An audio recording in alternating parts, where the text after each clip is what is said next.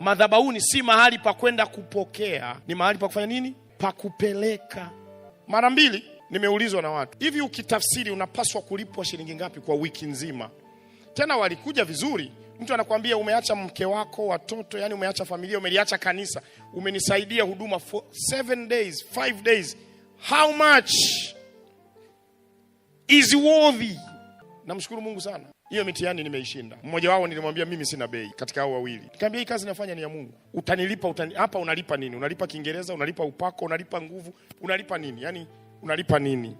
Achana na watu wanaoomba hela madhabahuni. Madhabahu sio mahali pa kwenda kuchukua, ni mahali pa kupeleka. Na huwa tukipeleka tunaenda kuteketeza. Na ndio maana tukishatoa huwa hatuulizi imetumikaje.